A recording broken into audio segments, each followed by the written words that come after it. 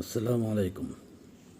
আমাদের দেশে কিছু ইসলামিস্ট আছেন যারা দেখবেন যখন ইসলামের পক্ষে কেউ কথা বলবে তখন তার দোষ, কথাটা কিভাবে বলল, কথাটা একটু বাঁকা হলো কিনা, উচ্চারণ শুদ্ধ হলো কিনা, এরকম নানা রকম দোষ ত্রুটি তার ধরতে শুরু করবে। আবার মনে করেন যে ইসলাম বিরোধী কত মানুষে কত কথা বলতেছে, কত কাজ করতেছে, তাদের এই ব্যাপারে তাদের কোনো মাথা ব্যথা নাই, ওই ব্যাপারে তাদের কোনো প্রতিবাদ নাই, কোনো জবাবদিহিতা নাই, কোনো ধরনের অ্যাক্টিভিটিস নাই। কিন্তু যখন আপনি ইসলামের পক্ষে কোনো কথা বলবেন, ইসলামের জন্য কিছু করতে চাইবেন, তখন আপনার পিছনে ধরে আপনাকে টেনে হিসড়ে আপনাকে বসিয়ে দিতে চাইবে। এর জন্য যা যা করা লাগে, নিজে একজনে না পড়লে 10 জনকে সাথে নিবে, 10 জনে না পড়লে 101 জনকে সাথে নিবে, তাও না পারলে মনে করেন যে 1000 লোককে সঙ্গে নিয়ে তারা আপনাকে আটকে দিবে, আপনাকে থামিয়ে দেওয়ার জন্য, বসিয়ে দেওয়ার জন্য সব ধরনের চেষ্টা করবে। অথচ তারা নিজেরা কিছু করবে না। তারা ইসলামের জন্য, তা ইসলামকে প্রতিষ্ঠিত করার জন্য, ইসলামকে শক্তিশালী করার জন্য তারা কিছু করবে না।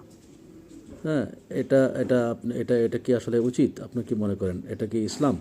এটা কি কোনো মুসলমান বা কোনো আলেম বা কোনো ইসলামিস্টের কাজ এরকম হতে পারে যে তারা কোনো মুসলমান?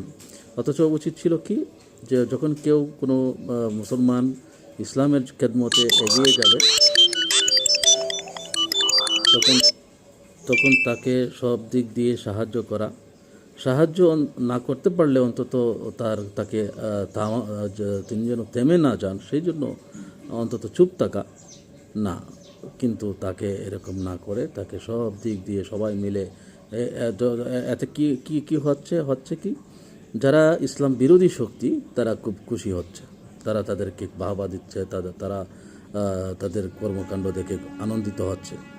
তো এই যে ইসলাম বিরোধী শক্তিকে সন্তুষ্ট করা, খুশি করা, এটা তো কখনো কোনো মুসলমানের কাজ হতে পারে না। আপনার কাজ দেখে যদি শয়তান খুশি হয়, তাহলে আপনার কাজটা কি আল্লাহর জন্য হলো নাকি শয়তানের জন্য হলো?